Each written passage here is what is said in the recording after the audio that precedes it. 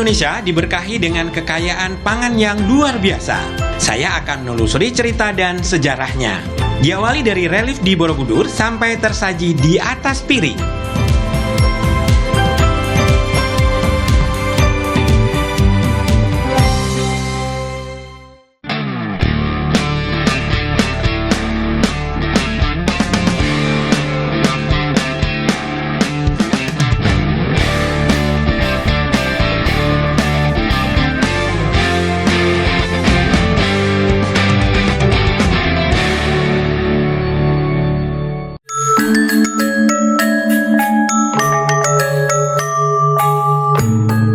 Candi Borobudur adalah candi Buddha terbesar di dunia. Keagungan dan kemegahannya menunjukkan betapa tingginya budaya nenek moyang bangsa Indonesia.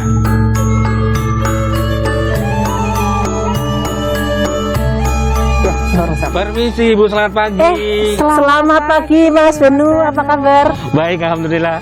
Selamat datang Mas Benu di pelataran Candi Borobudur. Siap. Iya, Mas Benu sekarang ini ada di zona 1 Candi Borobudur. Yang mengelola kami Balai Konservasi Borobudur. Kami adalah unit pelaksana teknis di bawah Direktorat Jenderal Kebudayaan, Kementerian Pendidikan, Kebudayaan, Riset dan Teknologi. Wow, mantap. Iya. Tapi ngomong-ngomong, ini Benu memang sengaja kemari Bu, karena data-data yang Benu dapat ini ya, katanya di relief itu ada tentang pangan. Bicara relief Mas, tidak hanya relief pangan sebenarnya. Di Candi Borobudur ini ada 1460 relief bercerita dan 1212 relief dekorasi. Ya, dari 1460 tadi memang ada relief pangan. Saya jadi makin penasaran nih. Kita boleh naik ke ini? Oh, tentu boleh. Silakan. Saya bersama Ibu Helianti Hilman, Dewan Kurator Pekan Kebudayaan Nasional 2021 di sektor pangan, melanjutkan eksplorasi di Candi Borobudur. Di Candi Borobudur, keanekaragaman flora tertatah dalam relief-relief, jadi bukti sejarah kekayaan pangan di masa lalu.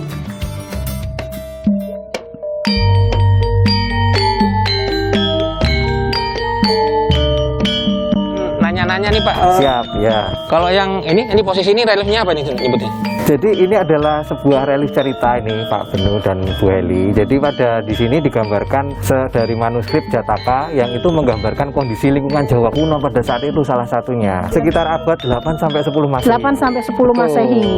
Jadi ini ekosistemnya seperti ini ya, contoh vegetasinya. Ya, dimana pada saat para seniman pemahat dan para arsitek merancang Candi Borobudur, mereka melihat kondisi lingkungan sekitar. Oh gitu. Sehingga bentuk-bentuk seperti manusia, bagaimana aktivitasnya, bagaimana atributnya, dan juga pohon, tumbuhan, termasuk hewan itu digambarkan secara naturalis sesuai lingkungan Jawa kuno pada saat itu. Berarti ini menggambarkan juga kalau zaman di masa itu ya makanannya seperti ini gitu Pak? Betul, indikasinya ada makanan yang diolah dari tanaman yang digambarkan pada relief Candi Borobudur. Lihat ya, para pemahat itu menggambarkan sangat detail, bahkan bisa diinterpretasikan hingga ke tingkat spesies. Iya. Daunnya digambarkan secara spesifik, ini adalah daun, sebuah daun dari tanaman, ada batangnya, ada buahnya. Daunnya ini adalah daun yang kita sebut sebagai tanaman keluih atau Keluih. Benar. Jangan-jangan nggak tahu keluih apa. Ayo. Tapi kan udah jarang Bu nemu keluih. Kita lihat buahnya, kalau sukun itu benar-benar bulat, membulat, kalau ini agak lonjong. Pak, suwun sangat, kita mohon izin mau keliling lagi.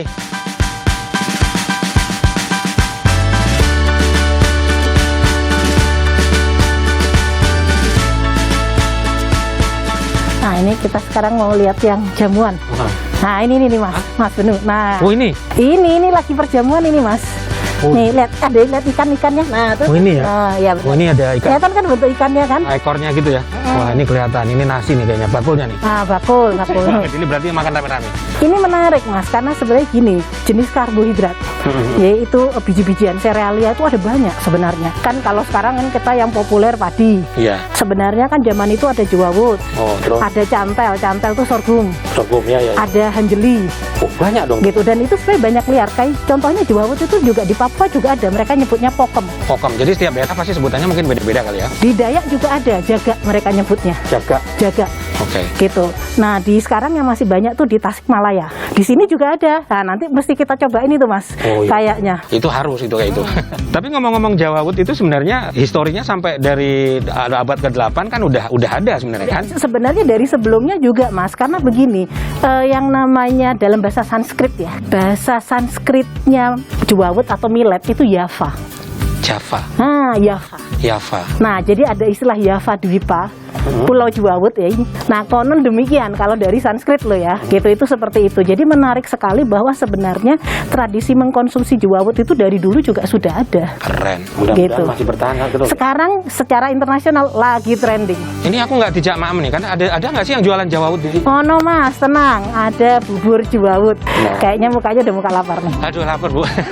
Kayaknya habis muter-muter gitu kan. Langsung kita, ayo. Mari.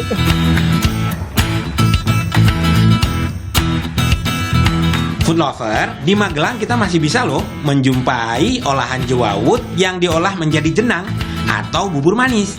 Saya dan Ibu Heli menuju kedai aneka bubur jenang yang menghadirkan beragam varian jenang. Wow, mumtaz. Mas, iki lho Mas, ukurannya semini nih lho, cilik-cilik iki lho. Oh, kecil-kecil banget ya? Kan? Butirannya gitu. Oh iya, kecil banget gini. Kalau tanamannya itu bentuknya kayak buntutnya rubah. Oh, kecil gitu berarti ya? Nah, kecil, sepanjang gitu, melengkung gitu.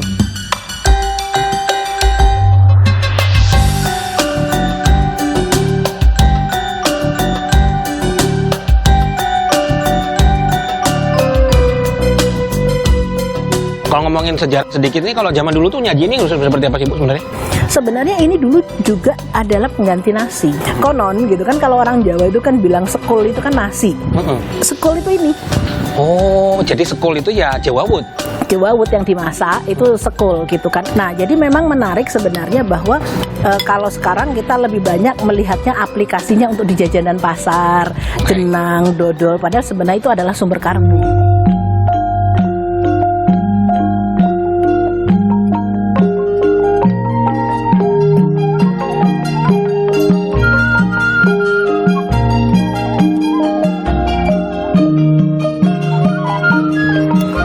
Enak ya, Mas? Cakep. Tapi nih ya, aku takjub karena kombinasi rasa dengan nangka. Masuk ya Bu ya? Enak Oke banget gitu. Oke gitu. Oke banget. Jadi manisnya juga nggak terlalu gitu Bu ya. Tapi kita masih bisa ngerasain Rasa- dasar ininya ya. Rasa dasar Jawa Woodnya masih dapat Jawa gitu. Woodnya masih Nggak kalah sama nangka. Bener banget, mumtaz. Selain menjadi jenang, Bu Ipah sang pemilik kedai juga mengolah Jawa Wood menjadi kerasikan atau wajik dengan bahan Jawa Wood. Ada juga kue berbentuk buah-buahan mini dengan isian Jawa Wood. Dan semuanya mumtaz loh food lover. Kluwih jadi salah satu tanaman yang tertata dalam relief di Borobudur. Saya dan Bu Heli akan melanjutkan petualangan rasa dengan mencicipi hidangan berbahan kluwih. Tetap di Food Story ya.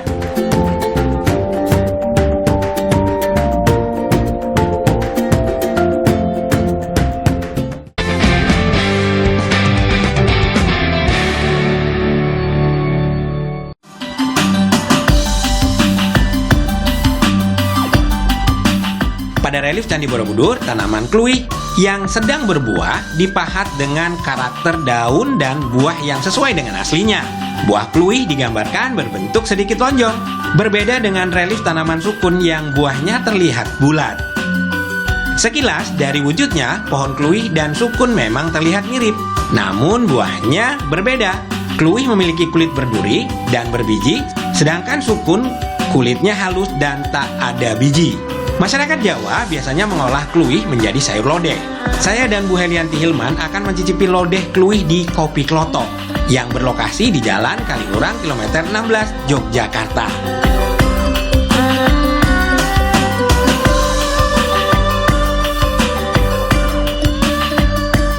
Monggo Bu, kita ini dulu ya. Wah, Nun. wah ini nih. Ini dari relief Borobudur Dari Lirik Borobudur ketemunya di sini ya Bu sampai ya. ke piring. Iya. Nah ini dia, Masya Allah. Iki lho masing beda no sukun karo kluwih bijinya Bijinya gitu, ya. Mas. Nah, Oh ini. biji. Kita cobain dulu. Bismillahirrahmanirrahim.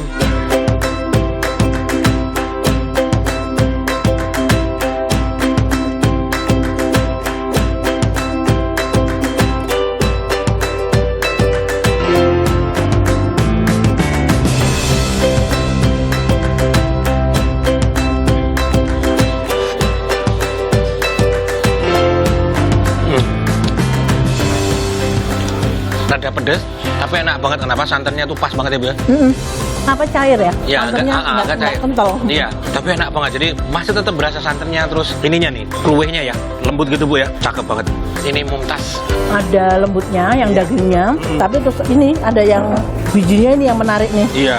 Kok kayak kluweh itu kok kayak agak langka ya? Pak, gimana sih Bu sebenarnya posisi kluweh ini sekarang? Jadi memang sebenarnya nggak cuma kulit, banyak sekali pangan-pangan warisan kita itu yang banyak terlupakan, terpinggirkan gitu. Kalau yang sekarang orang masih nangka udah masih. Itu wajib. Sukun walaupun juga nggak terlalu banyak kita temuin masih ada. Tinggal Orang goreng. juga masih familiar gitu. Tapi kluweh itu bahkan nama kluweh aja orang itu banyak yang nggak familiar. Iya. Terus kalau ngelihat bentuknya dikiranya sukun. Padahal kalau kluweh itu kan lebih berduri. Iya, ada durinya.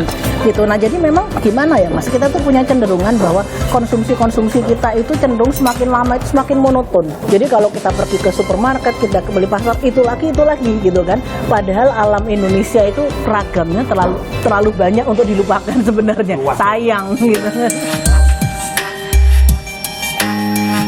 Di Yogyakarta ada tradisi memasak sayur lodeh di kala pagebluk untuk menolak bala. Dalam tradisi tersebut dianjurkan untuk memasak lodeh dengan 7 rupa bahan, dan salah satunya adalah kluih. Tapi kalau kita ini kalau jatuhnya malah ini ya, kalau lagi acara-acara adat apa kayak pagebluk ya. Nah itu malah dia muncul. Apakah ini memang khusus untuk acara-acara ritual tertentu? Apakah ini si kluweh ini sendiri? Nah memang kan kemarin ini waktu pandemi kan di daerah Jogja ini kan memang dikatakan lodeh itu kan menjadi makanan yang sebagai bagian dari ritual untuk pagebluk gitu kan istilahnya gitu. Dan ini memang sebenarnya kluweh ini gitu ininya istilahnya primadona gitu, salah satu dari 7 primadona yang ada di dalam itu. Nah tentunya itu cerita-cerita yang terputus ya gitu. Pasti ada kearifan yang kita tidak tahu gitu kan. Kenapa itu menjadi Wajib ada. Gitu. Nah, apakah dari komposisi ini kemudian meningkatkan imunitas tubuh kita? Jadi, ya kan gitu. Kan kalau misalnya toh gitu urusannya gitu kan. Nah, tapi bisa jadi karena memang banyak sekali makanan-makanan, contohnya ini kan kita pakai santan ya. Santan ini kena dipanaskan suwi-suwi jadi minyak kelapa. Minyak kelapa itu kan memang antivirus, antibakteri gitu kan ya, seperti itu. Nah, jadi saya rasa pasti ini karena dari komposisi yang ada ini membantu untuk meningkatkan imunitas tubuh kita.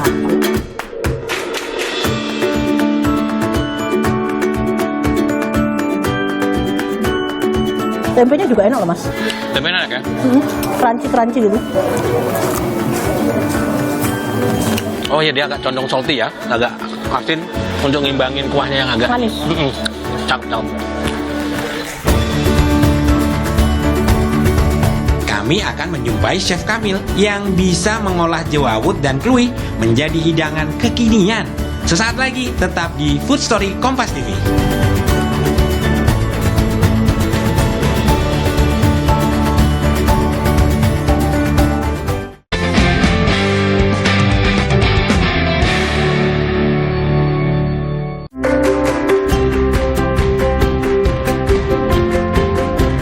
Mediterania Restoran by Kamil jadi tujuan kami selanjutnya.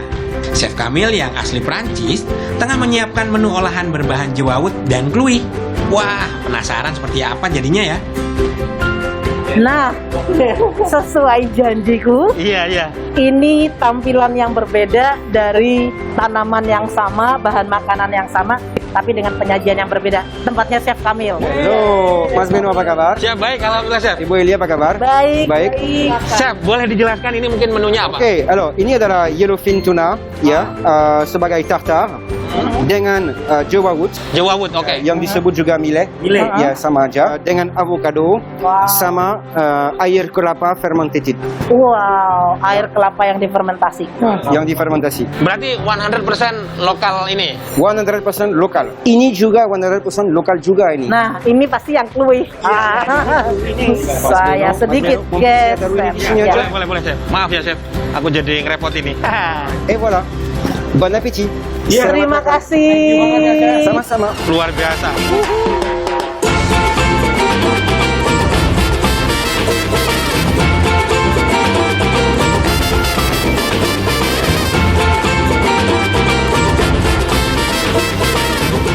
Mari kita coba ya. Ayo. Bismillahirrahmanirrahim.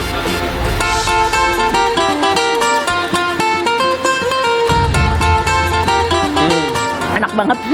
Ini ya komposisi, Cakep ya, kombinasi rasanya dengan avocado, Bener. tuna tartar. Sebenarnya si sausnya sih juga dukung banget ya Bu ya. Ini sausnya kan dari apa tadi nyebutnya dari katanya ada dari air kelapa. Dari air kelapa ditambah dengan gula aren dan garam laut dari Bali, garam laut dari Pemutaran. 100% produk lokal ini. Bisa cantik ini Bu ya. Luar biasa. Artinya Indonesia tuh memang punya modal dasar, ingredientsnya luar biasa. Mau dibuat apa aja bisa, termasuk untuk makanan-makanan yang standar internasional kayak gini.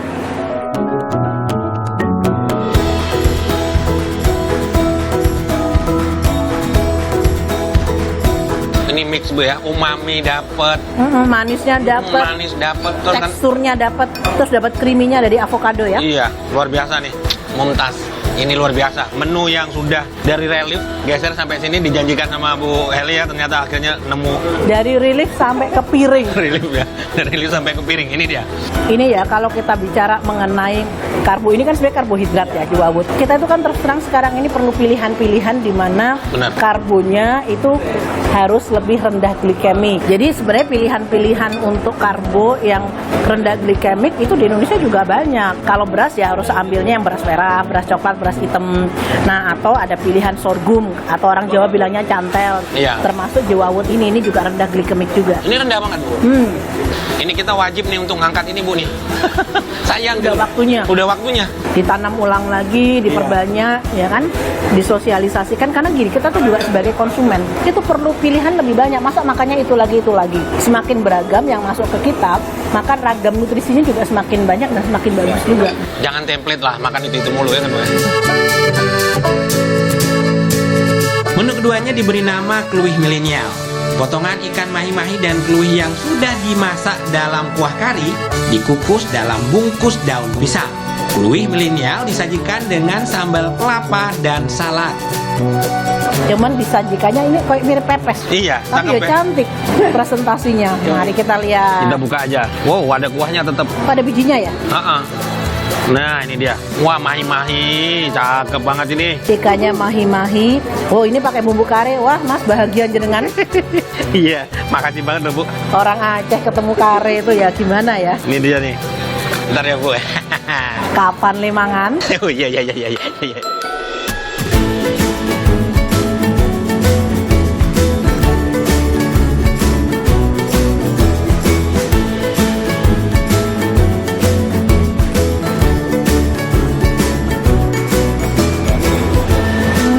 Enak.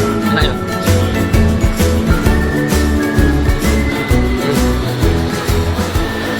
Ini karinya ringan. Ya ringan ya karinya ya. Karinya ringan tapi tetap nyambar pedas.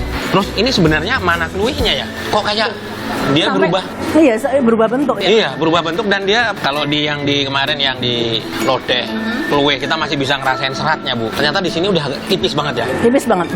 Tapi ada nutsnya juga loh Mas. Bijinya masih ada juga. Iya, benar. Barusan udah makan bijinya. Wow. Justru yang menarik Mas, bijinya ini kayak protein.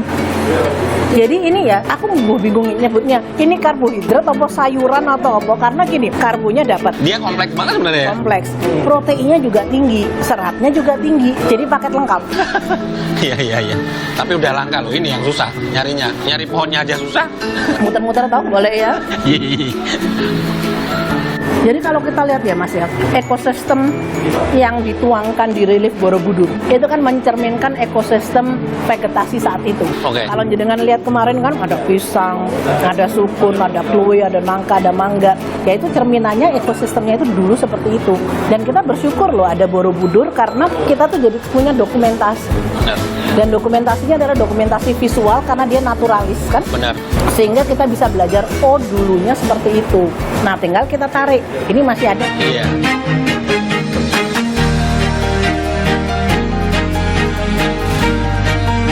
Tapi sebenarnya misi ke depan apa sih Bu? Nih pemerintah sekarang lagi ngegalakin apa? Setiap bangsa itu harus punya jati diri, benar nggak? Apa sih yang membuat kita berbeda sebagai bangsa Indonesia? Dan kita itu sebenarnya udah punya subsidi Tuhan dalam bentuk keanekaragaman hayati pangan, biodiversitas pangan. Ditambah dengan keragaman etnisiti yang berkontribusi terhadap keragaman kulinernya. Interpretasi terhadap bahan-bahan itu di setiap daerah bisa beda-beda. Iya, banget. Bahan yang sama, namanya beda, olahannya juga beda, ya kan? Jadi sebenarnya kita itu ingin mengkinikan yang warisan zaman dulu. Kenapa? Kita tuh percaya, Mas, tidak pernah ada yang sia-sia dari apa yang Tuhan berikan untuk kita. Banget. Jangan jadi bangsa yang tidak bersyukur. Yoi. Nah, tapi kalau yang menariknya lagi adalah kalau kita lihat dalam konteks masa kini dan masa depan, orang tuh semakin kesini mau mencari alternatif makanan yang sehat, Banget, ya. yang kaya nutrisi, yang nggak bikin sakit. Dan jawabannya itu adalah di warisan masa lalu kita. Jadi kalau sampai itu hilang, Wah, yang rugi siapa? Ya kita. ya kita sendiri. Nah, itulah kenapa di Pekan Kebudayaan Nasional itu mereka memang mengangkat kecerlangan Nusantara nasional dari sisi sandang, pangan, papan, tapi justru untuk pandu masa depan. Istilahnya jadi aset, jadi modal dasar untuk kita menuju ke depan. Nah, kalau kita pengen tahu lebih jauh soal PKN ya, Bu ya? Ya, Pekan Kebudayaan Nasional Pekan ini. Kebudayaan Nasional ini nanti bisa ikut langsung dengan ini ya. Nah, jadi gini, Pekan Kebudayaan Nasional itu rangkaian acaranya itu sebenarnya udah dari bulan Juli. Panjang. Jadi ada pra PKN. Nah, acara puncaknya nanti di bulan November. Silahkan lihat di websitenya pkn.id. Banyak acara seru-seru. Komplit ya. Cerlang Nusantara, pandu masa depan. Mari kita lestarikan warisan pangan khas Nusantara sebagai wujud rasa syukur kita terhadap anugerah Tuhan Yang Maha Kuasa dan demi masa depan cemerlang anak cucu kita. Ayo sukseskan Pekan Kebudayaan Nasional dan jadilah generasi cerlang.